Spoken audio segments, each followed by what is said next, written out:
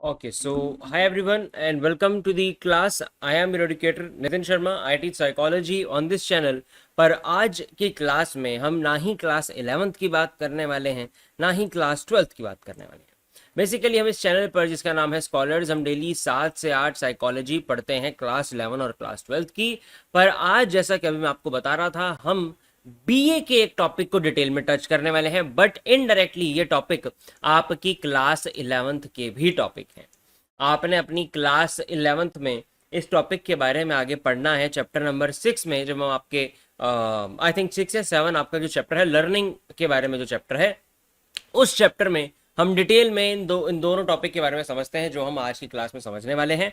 और जो कल की क्लास अभी हुई थी उस क्लास में भी मैंने आपको बताया था कि हम इसके बाद अब ऑब्जर्वेशनल ऑपरेंट लर्निंग के बारे में समझेंगे। तो क्लासिकल कंडीशनिंग एक फॉर्म ऑफ लर्निंग थी जिसके बारे में हम अपनी लास्ट क्लास में समझ चुके हैं। आज की डेट देख लो, और अगर बाद में देख रहे हो और अगर जब ये वीडियो प्रीमियर हो रही है तभी आप देख रहे हो तो अभी कल की ही वो वीडियो है। आप चैनल को ओपन करोगे तो आपको मिल जाएगी। तो उसमें हमने क्लासिकल कंडीशनिंग को एक समझा था, क्लासिकल कंडीशनिंग क्या होती है, जो कि इवान पेवलोव ने हमें दी थी, राइट। तो इवान पेवलोव की क्लासिकल कंडीशनिंग को हमने समझ लिया है, पूरा डॉग वाला एग्जांपल अच्छे से सारी चीजें हमने समझ ली थी। उसके बाद अब अगले दो टॉपिक और हैं जो बेसिकली लर्निंग के बारे में समझने जरूरी है।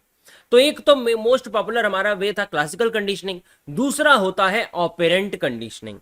क्लासिकल कंडीशनिंग में इनवॉलंटरी हमारे रिएक्शन को सिखाया जाता है बाय एसोसिएटिंग टू स्टिमुलस, और यहां पर हमारे एक रिस्पॉन्स को हमें सिखाया जाता है again by associating to different stimulus, but यहां पर वॉलेंट्री एक्शन हमें सिखाया जाता है।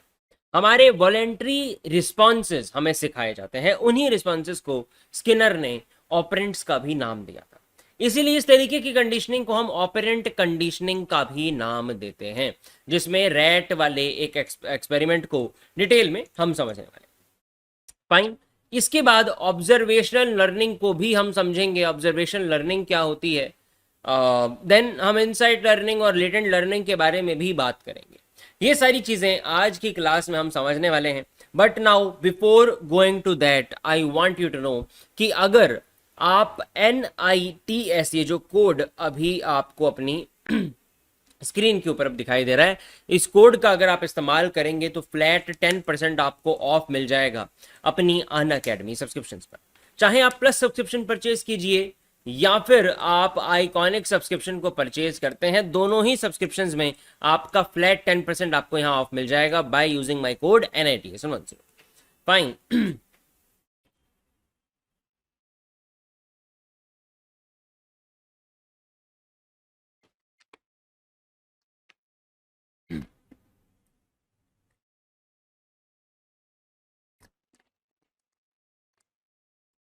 ओके, सो आई होप ये चीज़ें आपको क्लियर होंगी। Now other than this, Unacademy का टेलीग्राम अपना एक चैनल है हमारे बेसिकली ह्यूमैनिटीज स्टूडेंट्स के लिए। ये चैनल है हमारा स्कॉलर्स, और स्कॉलर्स नाम से ही हमारा टेलीग्राम का चैनल भी है जिसे आप लोगों ने ज्वाइन करना है। इस वीडियो के डिस्क्रिप्शन बॉक्स में आपको उसका लिंक बिल्कुल मिल जाएगा। आप वहां पर क्लिक करेंगे, टेलीग्राम पर क्लिक करेंगे तो वहां आप पहुंच जाएंगे, उसे आप ज्वाइन कर सकते हैं। ज्वाइन करने से क्या होगा, आपको सारे इंपॉर्टेंट अपडेट्स मिलते रहेंगे। कोई एडुकेटर की आज क्लास है, किसी की नहीं है, किसी ने लेट क्लास चालू करनी है एंड सो ऑन, ऐसे सारे अपडेट्स। या फिर जो भी आपका स्टडी मटेरियल है जहां से आपको पढ़ाया जाता है, वो सारा स्टडी मटेरियल भी आपको टेलीग्राम के थ्रू ही हम पास ऑन करवा सकते हैं, राइट। तो इसे ज्वाइन जरूर कर लेना। मैंने भी क्लास 11th और क्लास 12th के सभी अभी तक के सारे बेसिकली स्टडी मटेरियल को आपको प्रोवाइड करवा दिया है आपके ग्रुप में। क्लास 11 के चैप्टर 1 से चैप्टर 4 तक सारे नोट्स मैं ऑलरेडी प्रोवाइड करवा चुका हूँ। क्लास 12 के चैप्टर 1 से चैप्टर 3 तक ऑलरेडी सारे नोट्स मैंने प्रोवाइड करवा दिए। Fine. Now other than this, Unacademy ask a doubt एक ऐसा फीचर है जो कि आप ही के लिए एक फीचर है, और अनअकैडमी ये लेकर आया है ताकि आप अपने जितने मर्जी डाउट जिस मर्जी समय पर अनअकैडमी लर्निंग ऐप के ऊपर बिल्कुल आप उससे पूछ सकें। इससे क्या होता है, अगर आप अनअकैडमी लर्निंग ऐप पर बेसिकली अपने डाउट को रखेंगे तो आपको उसका जवाब जरूर मिलेगा। जितने मर्जी डाउट आप पूछ सकते हो, जब मर्जी पूछ सकते हो, वीडियो फॉर्म में आपको उसके आंसर मिल सकते हैं। जो सवाल पूछोगे एग्जैक्टली उसी का आपको ऑफकोर्स जवाब मिलेगा, इंस्टेंट और accurate solution to lack of questions. मतलब कि जितने मर्जी सवाल आप पूछ सकते हो, plus get assistance with your homework, मतलब यहाँ पर आपको ये भी अपॉर्चुनिटी प्रोवाइड करवाई जाती है कि अगर आपके होमवर्क में कोई सवाल है, आपको नहीं समझ आ रहा कैसे पूछना है, तो बिल्कुल आप यहाँ पर इस फीचर का इस्तेमाल कर सकते हैं। फ्री ऑफ कॉस्ट फीचर है, आप वहां पर अपने डाउट को रखेंगे और आपको उसका जवाब जरूर मिल जाएगा। अदर देन दिस, अब आपने इस डाउट को कैसे पूछना है, वहां तक कैसे बेसिकली आपने अपने डाउट को पहुंचाना है, तो ये सारे कुछ आपके स्टेप्स हैं। आप सिंपली आस्क का डाउट पर क्लिक करेंगे आस्क डाउट ऑप्शन आपको यहाँ पर दिख जाएगा। यहाँ इस तरीके से आप यहाँ पर क्लिक करेंगे। यहाँ क्लिक करने के बाद क्या होगा, ऐसा एक आपके सामने इंटरफेस खुल जाएगा जिसमें आपने अपने क्वेश्चन को अपलोड करना है, टेक अ पिक्चर या फिर चूज फ्रॉम द गैलरी। आपके पास दोनों ऑप्शन होंगे। आप अपनी पिक्चर को सेलेक्ट करोगे, उसे अपलोड करोगे और वहां पर उसे डाल दोगे। उसके बाद कोई चीज आप हाईलाइट करना चाहते हो, क्रॉप करना चाहते हो, बिल्कुल आप उसे कर सकते हो कि स्पेसिफिक इसी लाइन में मुझे डाउट है। देन सिंपली आपने अपने सब्जेक्ट को वहां पर मेंशन कर देना है कि कौन से सब्जेक्ट का आपको डाउट है और वो आपका डाउट वहां पर शो करने लग जाएगा। देन आपको जरूर उसका आंसर भी, सॉल्यूशन भी मिल जाएगा। Fine. Now other than this, इसके बाद आपको अनअकैडमी एक ऐसा फीचर प्रोवाइड करवाती है जिसका नाम है बग्स एंड बाउंटी। तो बग्स एंड बाउंटी की मदद से अब अगर आपको किसी भी एडुकेटर की किसी भी वीडियो में कोई भी आपत्तिजनक बात लगती है तो आप बिल्कुल उसको रिपोर्ट कर सकते हैं। आप रिपोर्ट कर सकते हैं कोई भी उस बात को, और आपकी रिपोर्ट को जरूर सुना जाएगा, समझा जाएगा, उसे देखा जाएगा, उसके ऊपर एक्शन लिया जाएगा। अगर वो सही निकलती है तो आपको इसके लिए प्राइज भी मिल सकते हैं। बट अगर हम प्राइज की बात ना भी करें तो बीइंग अ विजिलेंट सिटीजन हमें जरूर किसी भी तरीके की गलत चीज के खिलाफ अपनी आवाज उठानी चाहिए। कोई भी मिस हैपनिंग कहीं पर भी हो रही है तो जरूर हमें अपनी आवाज उठानी चाहिए। तो आप ऐसा बिल्कुल कर सकते हैं, चाहे मेरी वीडियो में ऐसा क्यों ना हो या किसी भी एजुकेटर की वीडियो में ऐसा आपको लगे तो आप बिल्कुल वहां पर रिपोर्ट कर सकते हैं। Fine. Now other than this, हम यहाँ पर पहले अब आगे बढ़ लेते हैं, अपने टॉपिक के ऊपर बात करते हैं आज की वीडियो में जो हमने समझना है। तो आई होप कि अभी आपको अपनी स्क्रीन के ऊपर एक पीपीटी जरूर दिख रही होगी which is introduction to psychology unit number 3। तो introduction to psychology unit number 3 यहाँ पर हमारे सामने आ जाती है, जिसके अंदर बेसिकली हम इन तीनों तरीके की कंडीशनिंग के बारे में बात कर रहे थे। हमारी classical conditioning, operant conditioning, observational learning. तो इसमें से क्लासिकल कंडीशनिंग हम ऑलरेडी समझ चुके हैं। अब आज की क्लास में हमने जो समझनी है उसका नाम है हमारी ऑपरेंट कंडीशनिंग। तो ऑपरेंट कंडीशनिंग ये हमारे सामने है। ऑपरेंट कंडीशनिंग हमें दी थी, जैसे कि क्लासिकल कंडीशनिंग दी थी इवान पेवलोव ने, ऐसे ही ऑपरेंट कंडीशनिंग यहां पर हमें दी है ऑपरेंट कंडीशनिंग हमें दी है स्किनर ने। Fine. So just a second, ये अरेंज्ड नहीं है, इसे थोड़ा सा मैं अरेंज कर देता हूं ताकि आप पूरे कंटेंट को अच्छे से देख पाएं।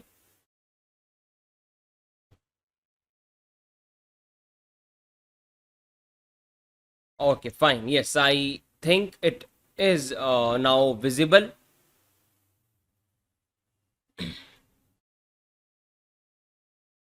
All right, so fine. यहाँ पर अब आपके सामने हमारी पीपीटी विजिबल है जिसमें आपको दिख रहा है कंटेंट ऑपरेंट कंडीशनिंग का।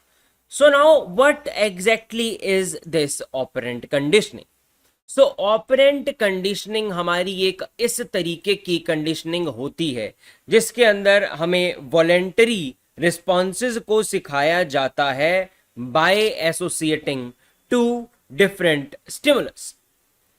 There are two kinds of behavior that all organism are capable of doing. Involuntary and voluntary behaviour, right. तो जैसा मैंने आपको बताया उसका बेस यहां पर आपको भी समझाया जाता है सबसे पहले कि हर इंसान दो तरीके के बिहेवियर्स को कर सकता है। एक तो हमारे होते हैं वॉलेंट्री बिहेवियर्स और एक होते हैं इनवॉलेंट्री बिहेवियर्स। वॉलेंट्री बिहेवियर सारे ऐसे बिहेवियर होते हैं जो हम सोच समझ कर करते हैं, जैसे कि हाथों को मैं अपने हिला रहा हूं तो ये सोच समझ कर हिला रहा हूं। हमने चलना है, सोच समझ कर हम चलते हैं। हैंड आई कोऑर्डिनेशन हमारा होता है, हमारा हैंड लेग्स कोऑर्डिनेशन होता है। सोच समझ कर हमें सारी चीजें करते हैं, सारे बिहेवियर्स करते हैं। आपके कई इनवॉलेंट्री बिहेवियर्स भी होते हैं, जिसका मतलब हुआ कि कई आपके ऐसे एक्शंस जो आप बिना सोचे समझे कर रहे हैं। आंखों को ब्लिंक करना हम सोच के नहीं करते, अपने आप ही ये चीज होती रहती है। और भी कई सारे इनवॉलेंट्री एक्शंस हैं। आपकी रेस्पिरेशन की सारी प्रोसेस इनवॉलेंट्री है। आप सांस ले रहे हैं, छोड़ रहे हैं, आपका उसकी तरफ ध्यान भी नहीं है, तब भी ये प्रोसेस अपने आप चल रही है। So this is involuntary. तो हमारी बॉडी में कई बिहेवियर इनवॉलेंट्री हैं, कई बिहेवियर वॉलेंट्री हैं। जैसे कि हमें वहां समझ आया था, जो हमने इवान पेवलोव की क्लासिकल कंडीशनिंग समझी है, उसके अंदर हमने क्या समझा था कि हमें सारे इनवॉलेंट्री बिहेवियर्स को सिखाया जा रहा है। मतलब कि मुंह में सलाइवा का आना, डॉग के मुंह में पानी का आना by seeing first of all that food, and then even by the bell only. Okay, so यहां पर क्या हो रहा है, यहां पर हमें ये बताया जा रहा है कि हम सिखाते हैं हमारे वॉलेंट्री बिहेवियर्स को। मुंह में सलाइवा आना एक इनवॉलेंट्री बिहेवियर था जो कि क्लासिकल कंडीशनिंग के अंदर हमें सिखाए जाते हैं। और वॉलेंट्री बिहेवियर्स जैसे कि जो भी काम हम सोच समझ के करते हैं, वो सारे बिहेवियर को हम सीखते हैं अपनी ऑपरेंट कंडीशनिंग के अंदर। फाइन, नाउ यहां पर आपको जैसा कि दिख रहा है, the learning of voluntary behaviours through the effect of pleasant and unpleasant consequences to responses is called operant conditioning.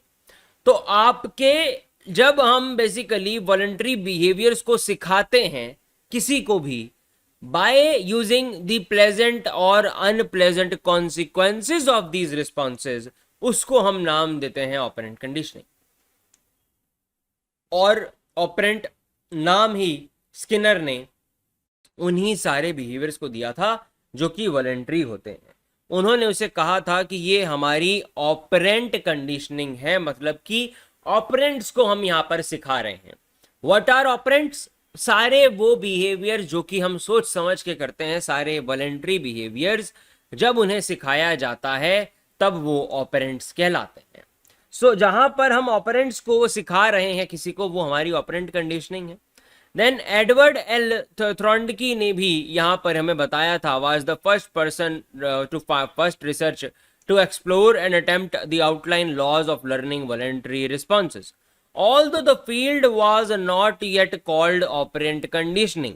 Basically ये जो बी एफ स्किनर थे, इन्होंने हमें ये थ्योरी बिल्कुल दी है ऑपरेंट कंडीशनिंग की, बट जो सबसे पहला इंसान था जिसने इस टॉपिक पर काम किया था, तब इसे नाम नहीं दिया गया था operant conditioning. But voluntary responses को सिखाने वाली प्रोसेस में जिस इंसान ने सबसे पहला काम किया था, उसका नाम था एडवर्ड एल थ्रॉन्डकी।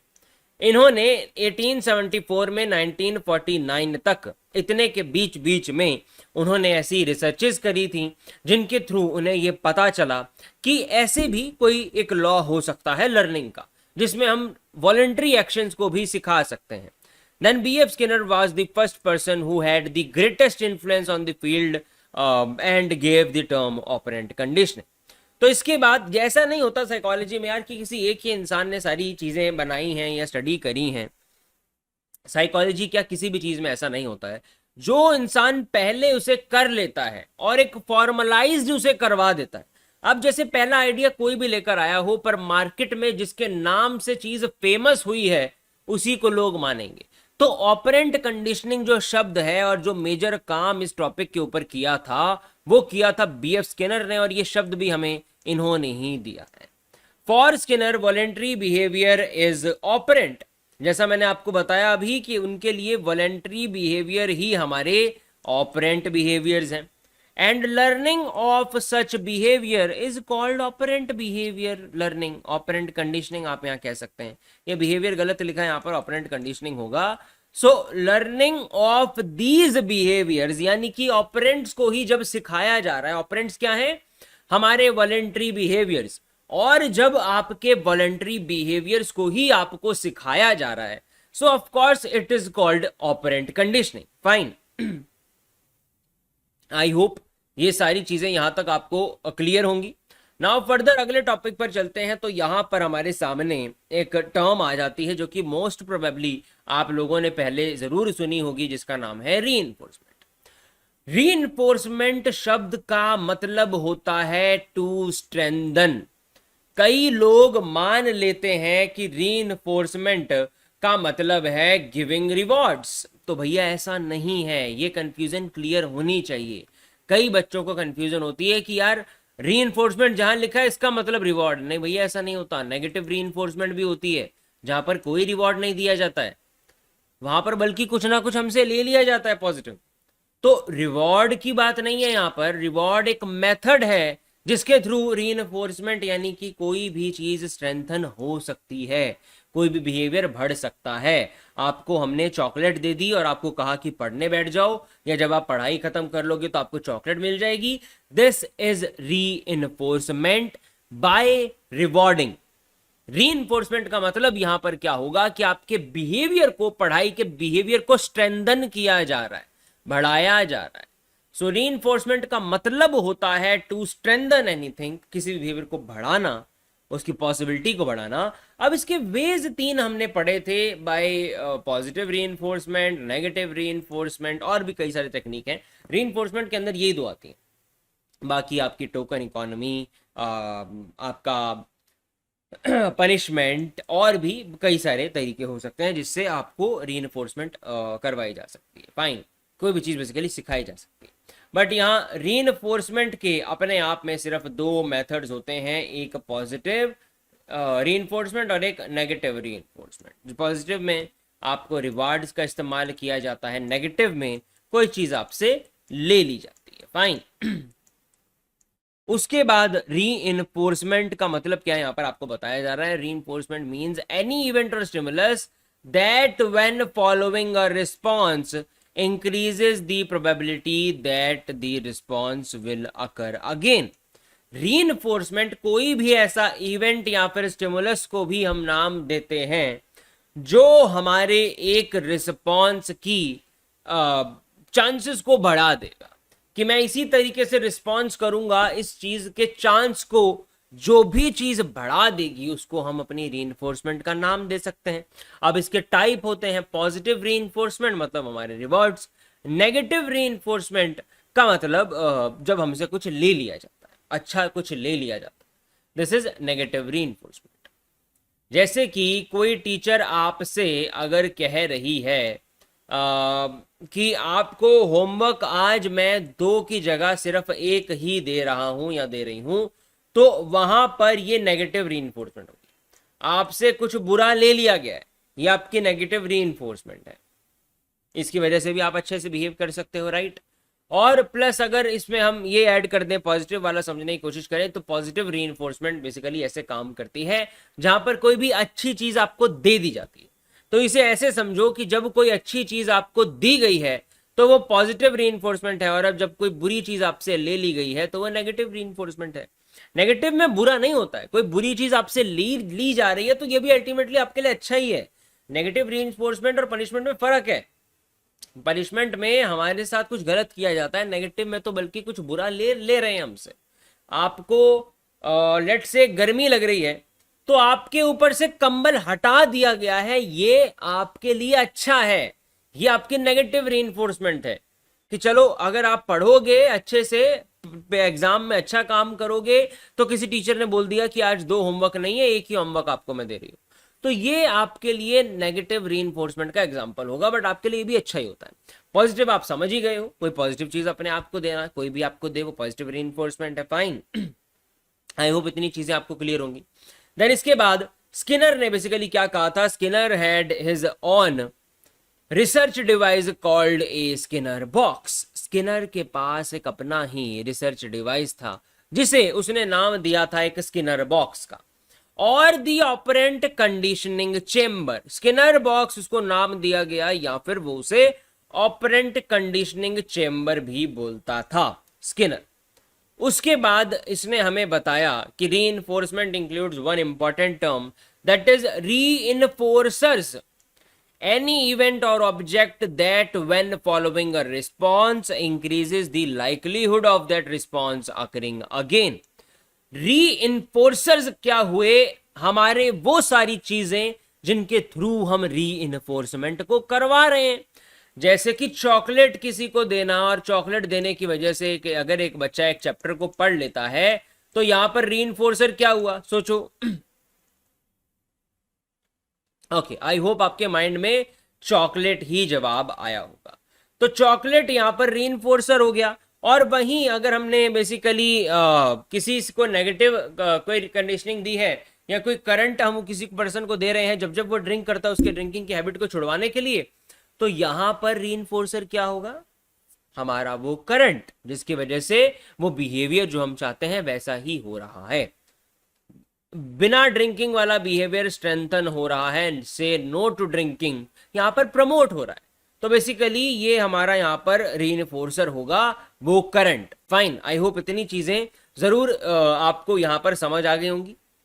अब इसके बाद हम आगे बढ़ते हैं, और ये जो स्किनर बॉक्स आप अभी देखोगे आगे, स्किनर बॉक्स बेसिकली एक पूरा आपका बॉक्स है जिसके अंदर क्या होता है, आपको बेसिकली ये सारी चीजें दिखाई जाती हैं। बहुत सारी चीजें इसके अंदर थी, यहाँ इसकी पिक्चर आपको नहीं दी गई है, इन नोट्स में मैंने ये इंक्लूड नहीं करी थी, बट आप स्किनर बॉक्स की पिक्चर ऑनलाइन देख सकते हैं। आपकी क्लास 11th की एनसीईआरटी के अंदर ये बॉक्स की पिक्चर दी गई है। ये एक ऐसा बॉक्स था जिसके अंदर अलग अलग किस्म के फीचर्स थे, तो उन पर हम जरूर बात करेंगे, बट वहां जाने से पहले अभी हम रीइंफोर्सर को समझ रहे थे, तो रीइंफोर्सर के टाइप्स देख लेते हैं। एक हो सकता है प्राइमरी रीइंफोर्सर, एक हो सकता है secondary रीइंफोर्सर। So any reinforcer that is naturally reinforcing by meeting a basic biological need such as hunger, thirst और touch, ये हमारी बेसिक बायोलॉजिकल नीड्स हैं। अगर इनकी वजह से कोई बिहेवियर हमारा बढ़ता है तो उनको हम नाम देंगे प्राइमरी रीइंफोर्सर्स का। जैसे कि चॉकलेट आपके लिए एक रीइंफोर्सर अपने आप में प्राइमरी भी हो सकती है, सेकेंडरी भी हो सकती है।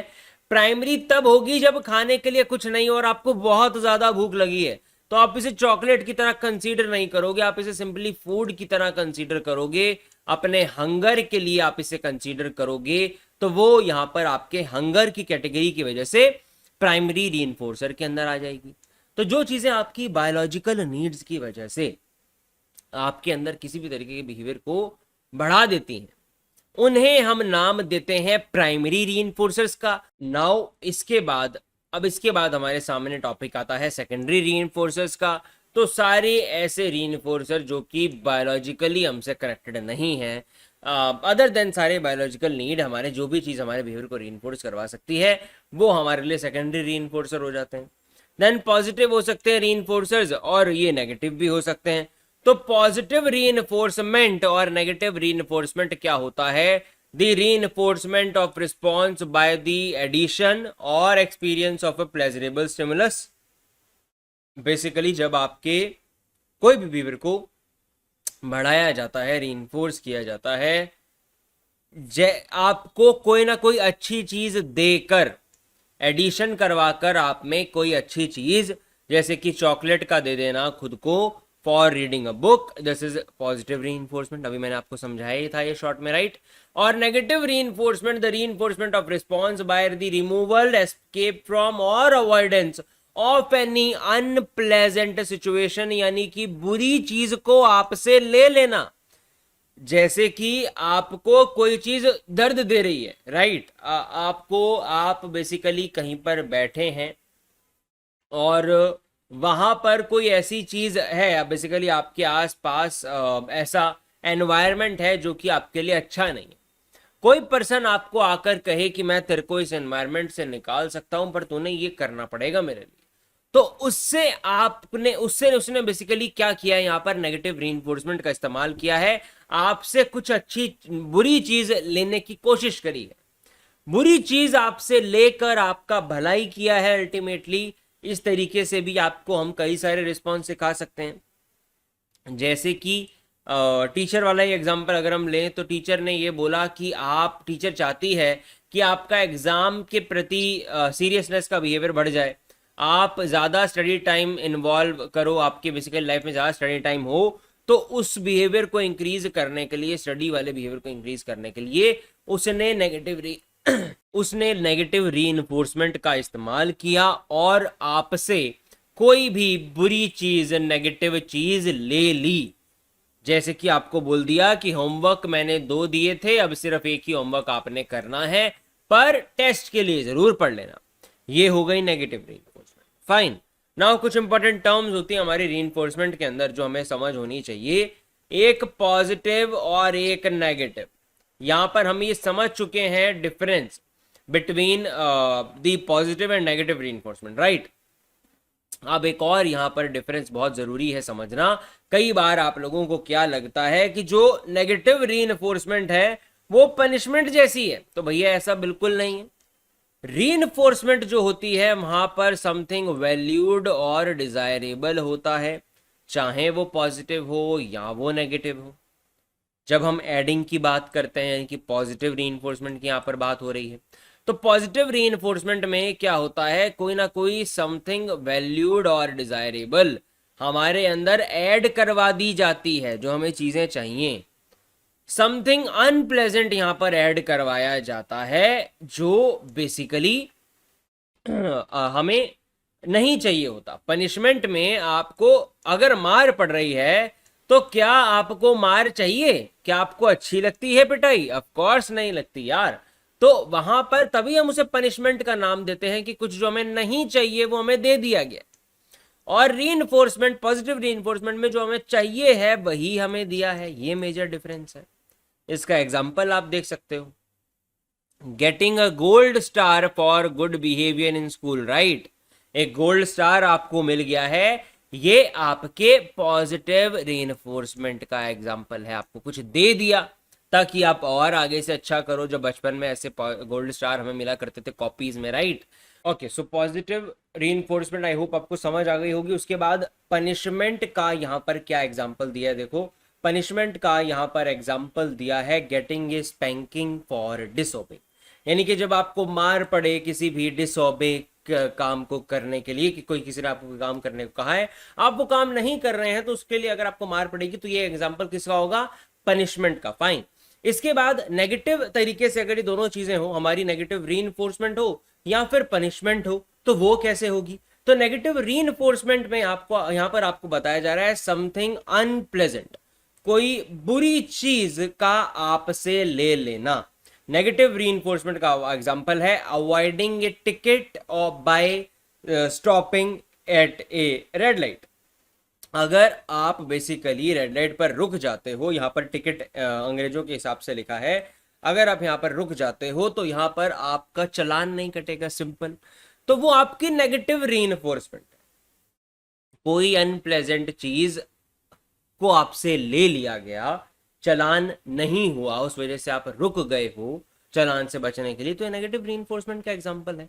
वहीं पनिशमेंट में क्या होगा? Punishment by removal something valued और desirable is being chased from you. कोई अच्छी चीज आपसे ले ली गई है तो वो पनिशमेंट का एग्जांपल होगा। आपसे टीचर ने होमवर्क कह दिया है, कम कर दिया है, तो वो नेगेटिव रीइंफोर्समेंट का एग्जांपल है। बट आपका फोन छीन लिया है घर वालों ने, तो ये एग्जांपल आपकी पनिशमेंट का यहां पर होगा। फाइन। आई होप ये सारी चीजें आपको क्लियर होंगी। ओके, सो नाउ इसके एग्जाम्पल की हम बात करते हैं। आपको अभी अपनी स्क्रीन के ऊपर एक स्किनर बॉक्स दिखाई दे रहा है। स्किनर बॉक्स में क्या हुआ था, एक शॉर्ट में मैं आपको एग्जाम्पल समझा देता हूं, जिसके थ्रू आपको स्किनर की ये ऑपरेंट कंडीशनिंग भी याद रहेगी। जैसे आपको डॉग के एग्जाम्पल से क्लासिकल कंडीशनिंग याद है जो इवान पावलोव ने दी है, ऐसे ही स्किनर का एग्जाम्पल था रैट के ऊपर। स्किनर ने एक एक्सपेरिमेंट किया था जिसमें उसने एक रैट को रखा अपने एक स्किनर बॉक्स के अंदर, जो कि अभी आपको अपनी स्क्रीन के ऊपर दिखाई दे रहा है।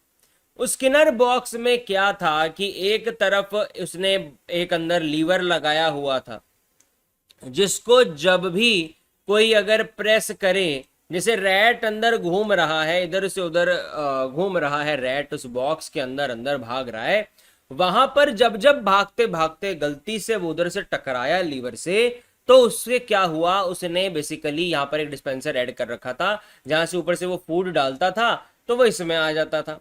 तो जब जब वहां पर लीवर उसने दबाया तब तब फूड ऊपर से गिरता रहता था। ऐसी सेटिंग उसने अपने बॉक्स के अंदर कर दी।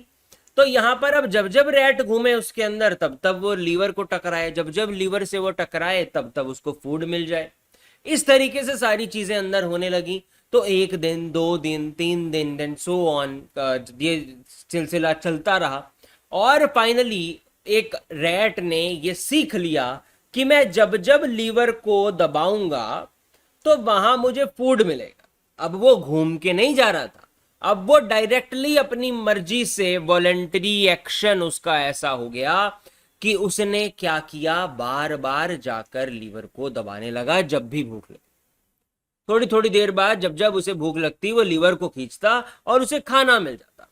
तो यहां पर हमने क्या समझा कि by giving the positive reinforcement the reward, the food, उसको मिला वो जो फूड, वो उसके लिए पॉजिटिव रीइंफोर्समेंट एक रिवार्ड थी। उसकी वजह से वॉलेंटरी बिहेवियर यानी कि उस रैट का सोच समझकर उस लीवर को दबाना, इससे हमें समझ आया कि हमने वॉलेंटरी बिहेवियर को सिखा दिया बाय यूजिंग रिवॉर्ड्स।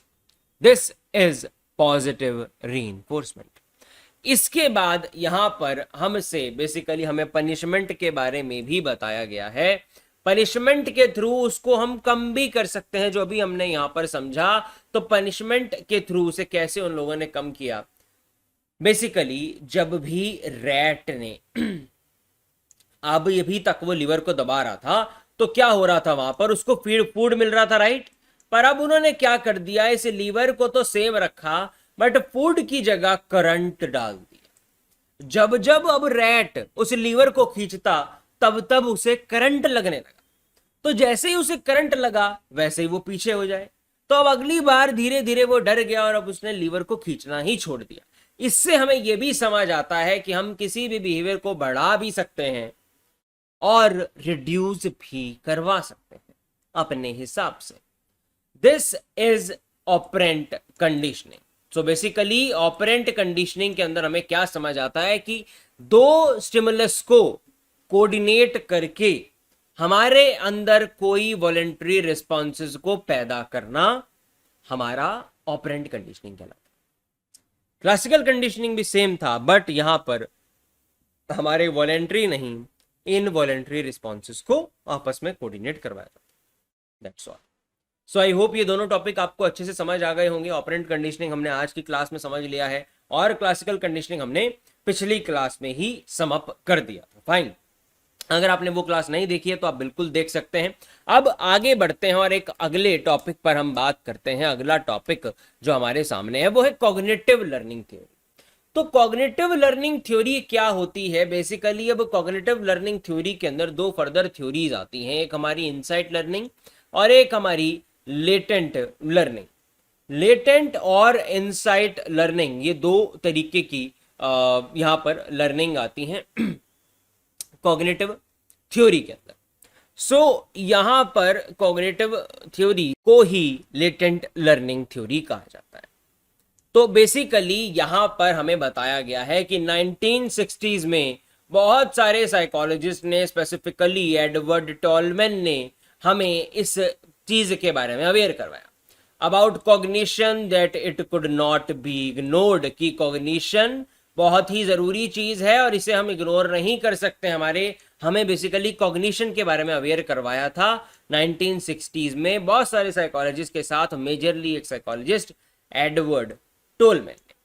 तो यहां पर उन्होंने क्या किया, उन्होंने बेसिकली एक स्टडी करी जिसको उन्होंने नाम दिया लेटेंट लर्निंग का। लेटेंट लर्निंग के ऊपर बेसिकली उन्होंने स्टडी करी। It could be said on Tolman's maze running rats. Maze running rats basically एक एक्सपेरिमेंट था जो कि उन्होंने रैट के ऊपर किया था। अब यहां पर क्या था, एक मेज के अंदर, मेज आप लोगों को पता होगी भूल भुलैया जिसे हम बोलते हैं, उसके अंदर चूहों को छोड़ दिया। एक बार चूहे को बेसिकली ऐसे ही छोड़ा तो वो नहीं गया आगे, पर जब उसे फिर छोड़ा तो बेसिकली किसी ना किसी अटेम्प्ट में वो चूहा आगे आगे तक चले गया। अब वो जब आगे गया तो उसने आगे जाके देखा वहां पर मेज के एंड में एक चीज का टुकड़ा पड़ा था, तो उसे अच्छा लगा। तो अगली बार जब उसने दोबारा मेज पर रखा तो उसने सीख लिया था सारा रास्ता, कहां से कहां जाना था उसे पता चल गया था, क्योंकि पिछली बार अभी वो होके आया है। तो वो दोबारा से जल्दी से गया और उसने चीज को खाया और वापस आ गया। फिर ऐसे ही दोबारा हुआ, दोबारा वो गया, चीज खाया, वापस आ गया, दोबारा गया, चीज खाया, वापस आ गया। अब इसके बाद क्या हुआ, एक बार एडवर्ड ने आगे से चीज को निकाल दिया, तो वो चूहा भागते हुए गया मेज से, और वो उसने देखा कि भाई साहब यहां तो धोखा हो गया, एकदम से वक्त बदल गए, जज्बात बदल गए, दुनिया बदल दी, यहां तो चीज हुआ करता था, अब तो है ही नहीं। तो वहां पर क्या किया टॉलमैन ने, अब बेसिकली चीज को तो हटा दिया था, तो अब दोबारा से रैट को वहां पर रखा, तो दोबारा किसी तरीके से वो वहां चले गया आगे जाकर, फिर उसने देखा यार फिर चीज नहीं है। अब तीसरी बार जब उसे रखा तो वो आगे ही ना बढ़े, उसको पता है आगे चीज वीज तो मिलना नहीं है, मैं क्यों जाऊं। तो इससे हमें यह समझ आया कि लेटेंट लर्निंग भी होती है, यानी कि हमें समझ तो आ जाती हैं चीजें, उस चूहे ने अपने माइंड में माइंड मैप पूरा बना लिया था, सीख लिया था, बट शो तभी करेगा जब उसके लिए कोई रिवार्ड मिलेगा। This is latent learning. It involved three group of rats which were placed in the same maze at one time. In this experiment, he gave the concept of latent learning, that is learning that remains hidden until its application becomes useful. तो यहां पर मैंने आपको short में ये अभी example बताया, experiment बताया। एक्चुअली में 3 ग्रुप थे, एक ग्रुप के आगे चीज रखा था, एक ग्रुप के आगे नहीं रखा था, एक ग्रुप के आगे से पहले रख के बाद में निकाल लिया था। इस तरीके से डिटेल्ड आपका एक्सपेरिमेंट है, आप इसे गूगल पे समझ लेना, गूगल कर लेना, आपको आसानी से मिल जाएगा, या फिर आपकी क्लास 11th की एनसीईआरटी में भी ये एग्जाम्पल दिया हुआ है। शॉर्ट में उसके अंदर यही था जो भी मैंने आपको बताया, कि चूहों ने लर्न कर लिया था रास्ता, पर एक्शन नहीं किया, कि भाई साहब जब रिवॉर्ड नहीं मिल रहा है तो मैं क्यों जाऊं आगे। फाइन, जैसे कि अगर आप कहो कि मैंने पढ़ तो लिया है चैप्टर, पर एग्जाम टाइम पे लिखूंगा, वैसे ही मैं क्यों सुनाता रहूं किसी को, जब एग्जाम आएगा तो लिख देंगे, हो जाएगा, जब कोई रिवॉर्ड मिलेगा तभी काम को करेंगे। This is latent learning. Then insight learning भी कॉग्निटिव लर्निंग के अंदर की ही एक तरीके की लर्निंग होती है, जो कि हमें कोलर ने दी थी, वॉल्फगैंग कोलर ने, ये हमें 1887 से 1967 तक के बीच में हमें ये दी, जिसमें बहुत सारे एक्सपेरिमेंट उन्होंने करे थे चिंपांजीज के ऊपर। Did an experiment on chimpanzees, बहुत सारे एक्सपेरिमेंट में से ये एक उनका फेमस हुआ, पॉपुलर हुआ, जो उन्होंने चिंपैंजीज के ऊपर किया। He accidentally explored another cognitive learning element. जैसा मैंने बताया, कॉग्निटिव लर्निंग के अंदर ही दोनों चीजें फॉलो करती हैं, क्योंकि दोनों का लिंक कहीं ना कहीं दिमाग से है, राइट। वहां पर भी आपने सीख लिया है माइंड के अंदर, इनसाइट लर्निंग में भी यही है कि आप चीजों को सीख लेते हो सडनली माइंड में कोई चीज स्ट्राइक कर जाती है। This is insight learning. तो ये भी कहीं ना कहीं कॉग्निशन से रिलेटेड है, इसलिए कॉग्निटिव लर्निंग के अंदर ये दोनों लर्निंग आती हैं। यहां पर क्या है, insight learning is the sudden perception of relationships among various parts of the problem, allowing the solution to the problem quickly. Thorndike and other early learning theories believed that animals couldn't demonstrate insight, but Kohler's work supports the concept of animal insight also.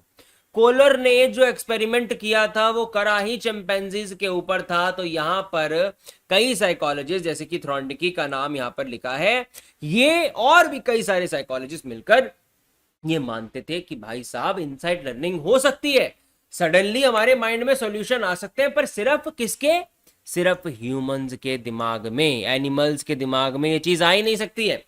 But इस बात को भी गलत साबित कर दिया collar के experiment ने। कोलर ने क्या किया, उसने चिंपांजीज के ऊपर एक्सपेरिमेंट किया, चिंपांजीज को एक केज के अंदर रख दिया, वहां पर एक बड़ा सा डंडा उन्हें दे रखा था और ऊपर बहुत हाइट पर केले लटका रखे थे। तो अब चिंपांजीज उछले भाई साहब कि वो नीचे आ जाए केले पर, वो आए ही ना नीचे, क्योंकि उनकी हाइट ही नहीं थी इतनी। तो अब बैठे बैठे उनको सडनली आउट ऑफ नोवेयर उसने देखा कि चिंपांजी ने इधर अपना लकड़ी देखी है, उसने अपना डंडा देखा और सडनली उठाकर उसको मार दिया और वो नीचे आ गया। तो इससे हमें यह पता चला कि इनसाइट लर्निंग इनके अंदर भी होती है, जानवरों के अंदर भी हो सकती है। सडनली माइंड में जब सॉल्यूशन आ जाता है, जितनी भी हमारी प्रॉब्लम्स हैं, सारी चीजों के बीच हमें लिंक समझ आ जाता है, बेसिकली हम सॉल्व कर लेते हैं दिक्कत को suddenly in our mind. This is insight learning. तो ये जानवरों में भी होती है, एनिमल इनसाइट के नाम से ये पाया गया कोलर के एक्सपेरिमेंट के बाद। तो ये थी हमारी इनसाइट लर्निंग। ये दोनों हमारी बेसिकली कॉग्निटिव लर्निंग के टाइप्स होते हैं। Other than this last learning जो हमारे सामने आती है वो है हमारी ऑब्जर्वेशनल लर्निंग। के बाद अगला टॉपिक जो हमारे सामने आता है वो है ऑब्जर्वेशनल लर्निंग। तो ऑब्जर्वेशनल लर्निंग एक और तरीका है लर्निंग का, एक और फॉर्म है लर्निंग की, जो कि क्लास 11th के अंदर भी आप इसके बारे में पढ़ेंगे। तो बेसिकली ऑब्जर्वेशनल लर्निंग एक ऐसी फॉर्म ऑफ लर्निंग है through which we learn by observing others. The models that we create, जो भी मॉडल होते हैं, मॉडल मतलब कोई भी ऐसा पर्सन जो एक बिहेवियर को कर रहा है, जिसको देखकर हम उसका बिहेवियर को मिमिक कर रहे हैं, दिस इज ऑब्जर्वेशनल लर्निंग। सो बेंड्यूरा ने एक बोबो डॉल एक्सपेरिमेंट यहां पर किया था, जिस एक्सपेरिमेंट के थ्रू उन्होंने हमें बेसिकली ऑब्जर्वेशनल लर्निंग के बारे में बताने की कोशिश करी। अकॉर्डिंग टू बेंड्यूरा, यहां पर बोबो डॉल एक्सपेरिमेंट में हमें यह समझ आया था कि कैसे बच्चों ने जब उस इंसान को देखा जो कि एक बॉल के साथ मारपीट कर रहा था, तो वो बच्चों ने भी ऐसा ही किया। आपने सुना होगा इस एक्सपेरिमेंट के बारे में, नहीं सुना है तो शॉर्ट में ये एक्सपेरिमेंट मैं आपको बता सकता हूं। इसके अंदर बेसिकली बेंड्यूरा ने क्या किया था, उसने कुछ पर्टिकुलर बच्चों के सामने उनको एक वीडियो दिखाई, जिस वीडियो में एक इंसान, एक बोबो डॉल, एक ह्यूमन जैसी दिखने वाली डॉल होती है, उस डॉल को मारपीट रहे थे, अलग अलग औजारों के इस्तेमाल से उसे मार रहे थे, उठाकर नीचे पटक रहे थे। इस तरीके की वीडियो उन्हें शो करी गई। वो वीडियो दिखाने के बाद एक रूम में उसी तरीके की एक बोबो डॉल के साथ बच्चों को रख दिया। तो जिस ग्रुप के बच्चों को वो वीडियो दिखाई गई थी, उस ग्रुप के बच्चों ने क्या किया, वायलेंस शो करी उस डॉल के साथ।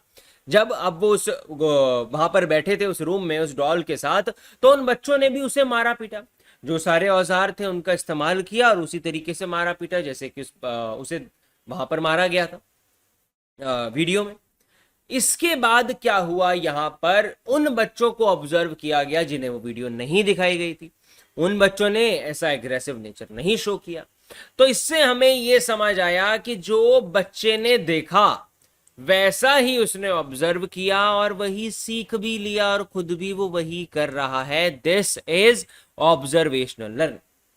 इसमें एक और चीज उन्होंने ऐड करी थी कि यहां पर अब जब वो बेसिकली रीइंफोर्समेंट की बात करते हैं, जब वो ये देखते हैं कि यहां पर जो रिस्पॉन्स है, जो कॉन्सिक्वेंस है हमारा बिहेवियर का, वो नेगेटिव है, जब हमारा कॉन्सिक्वेंस किसी भी एक्शन का नेगेटिव होता है, तब वो बिहेवियर हम कम सीखते हैं। जब उसके पॉजिटिव कॉन्सिक्वेंसेस होते हैं, तब हम वो बिहेवियर को सीख जाते हैं। बेसिकली यहां पर बोबो डॉल वाली जो वीडियो उन बच्चों को दिखाई गई थी, उस वीडियो के अंदर एक पार्ट को यह दिखाया गया था कि उसने मारा और उसे कोई भी कॉन्सिक्वेंस नहीं झेलना पड़ा। तो उन बच्चों ने, तो जिन्होंने ये वाली वीडियो देखी थी, वायलेंस शो करी। पर जिन बच्चों को उसके बाद का पार्ट भी दिखाया गया कि फिर उस बच्चे ने, जिसने, जो वीडियो वाले बच्चे ने उस बोबो डॉल को मारा पीटा था, उसके बाद उसे स्कोल्ड भी किया गया, उसे डांटा गया, उसको डांट मिली, यानी कि नेगेटिव कॉन्सिक्वेंस उसे झेलना पड़ा उस बिहेवियर को करने की वजह से। इससे क्या हुआ कि अब उसने वो बिहेवियर को नहीं सीखा या बहुत कम सीखा। ऐसे बच्चों ने कम अग्रेशन शो किया देन दोज जिनको कि ये कॉन्सिक्वेंस नहीं दिखाया गया था। बाकी डिटेल में आप इस एक्सपेरिमेंट को बिल्कुल समझ सकते हैं, गूगल पर भी अवेलेबल है, आपकी 11th क्लास के एनसीईआरटी में भी बताया गया इसके बारे में। तो बोबो डॉल एक्सपेरिमेंट के बारे में आप वहां से पढ़ सकते हैं, आपको पूरा एक्सपेरिमेंट समझ आ जाएगा। So Bandura's classic study in observational learning involved having a preschool child in a room in which the experimenter and a model interacted with the toys in the room in front of the child. In later studies, Bandura showed a film of model being beaten up by Bobo doll. तो बोबो doll को basically मारा जा रहा था वहां पर पहले उस मॉडल के द्वारा। देन उसने कॉन्सिक्वेंस झेला कि उसे भी मार पड़ी। The fact that learning can take place without actual performance is called learning और लर्निंग परफॉर्मेंस डिस्टिंक्शन। तो यहां पर एक फैक्ट भी हमें बताया जाता है कि learning takes place without the actual performance. जब तक कोई एक्चुअल परफॉर्मेंस नहीं भी हुई है, उस बच्चे ने खुद से कुछ नहीं किया है, दूसरों को देखकर भी वो सीख सकता है। So this is basically the observational learning by Bandura. Basically हम ऑब्जर्व करके सीख सकते हैं किसी भी इंसान को। ये हमें बेंड्यूरा ने बोबोडॉल एक्सपेरिमेंट के अंदर बताया था। फाइन।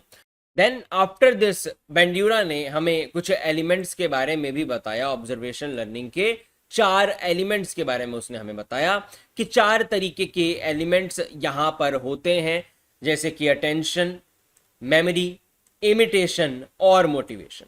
ये 4 तरीके के यहां पर एलिमेंट्स हैं जो कि एक जगह पर होने जरूरी हैं, तभी वहां पर ऑब्जर्वेशन लर्निंग हो पाएगी। 4 एलिमेंट्स में से सबसे पहला एलिमेंट है अटेंशन। भाई साहब, अटेंशन देनी पड़ेगी उस चीज को, जिसको भी आप ऑब्जर्व कर रहे हैं वहां पर अटेंशन होगी, तभी आप ऑब्जर्व करेंगे। मतलब अटेंड करना उस चीज को। अटेंशन के बारे में आपने अपनी क्लास 11th की में भी समझा है कि आप यहां पर किसी चीज को 2 तरीके से अटेंड करते हैं, एक तो सिलेक्टिव अटेंशन और एक सस्टेन्ड अटेंशन। यहां पर मोस्ट प्रोबेबली आपकी सस्टेन्ड अटेंशन के बारे में आपको मतलब मोस्ट ऑफ द टॉपिक्स में सस्टेन्ड अटेंशन के बारे में बताया जाता है। सेलेक्टिव अटेंशन भी ऑफ कोर्स होनी चाहिए। आप उस टॉपिक को सेलेक्ट करोगे कि इसको अटेंशन देनी है, उसके बाद ही सस्टेन्ड अटेंशन पर आओगे।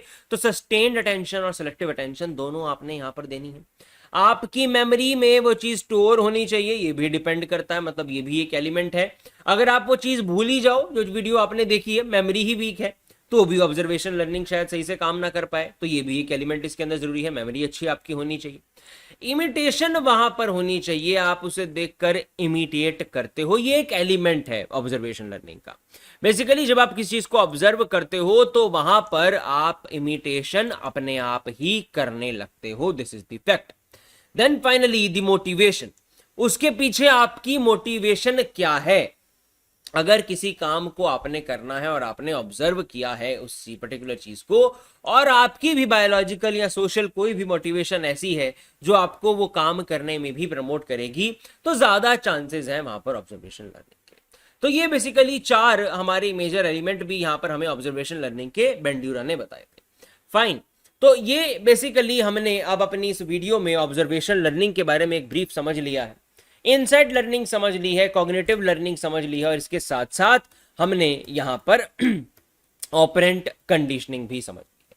और ऑपरेंट कंडीशनिंग से पहले हमने समझी थी हमारी क्लासिकल कंडीशनिंग, जो कि आपको लास्ट वीडियो में मिल जाएगी। ऑलराइट, सो नाउ कुछ इंपॉर्टेंट इंफॉर्मेशन मैंने आपके साथ शेयर करनी है। तो अगर कभी भी आपके माइंड में ये सवाल आया है कि अनअकैडमी सब्सक्रिप्शंस खरीदने से क्या फायदे होते हैं, तो वो उसका जवाब आपके सामने। आपको लाइव क्लासेस वहां पर मिलती हैं, जितने भी पेड कोर्सेज अवेलेबल होते हैं, कितने भी पेड कंटेंट अवेलेबल है बेसिकली अनअकैडमी लर्निंग ऐप के ऊपर, सभी की आपको एक्सेस मिल जाती है। टॉप एजुकेटर यहाँ पर आपको पढ़ाते हैं, रेगुलर आपके डाउट्स क्लियर करवाए जाते हैं, A to Z सारा ही सिलेबस यहाँ पर आपका कंप्लीट होता है। मेंटरशिप यहाँ आपको मिलती है, PDF फॉर्म में नोट्स मिलते हैं, प्रैक्टिस टेस्ट होते हैं, लाइव टेस्ट सीरीज चलती है। और ये जो A to Z सिलेबस मैंने सारे सब्जेक्ट्स का बताया आपको, ये ऐसा नहीं है कि एक ही सब्जेक्ट आपको बेसिकली मिलेगा। अगर आप सब्सक्रिप्शन परचेज करते हैं तो आप CBSE क्लास 12th की सब्सक्रिप्शन परचेज करोगे और सारे ही सब्जेक्ट आपको यहाँ पर फिर पढ़ाए जाएंगे, A to Z सारा सिलेबस, और एक बैच के अंदर ही यहाँ पर आपको पढ़ाया जाएगा। ये सारी चीजें आपको मिल जाएंगी सिर्फ 1000 पर मंथ की कॉस्ट में, अगर आप 24 मंथ का प्लान एक साथ परचेज करते हैं तो। इसमें भी आपका फ्लैट 10% ऑफ हो जाएगा by using my code NITS10। और अब तो और भी ऑफर चल रहे हैं जिसके बारे में आगे मैं आपको बताऊंगा। सो आइकॉनिक सब्सक्रिप्शन भी आप परचेज कर सकते हैं, जिसमें ये प्लस वाले फीचर तो ऑफ कोर्स आपको मिलेंगे ही मिलेंगे, जो सब अभी हमने डिस्कस करे हैं।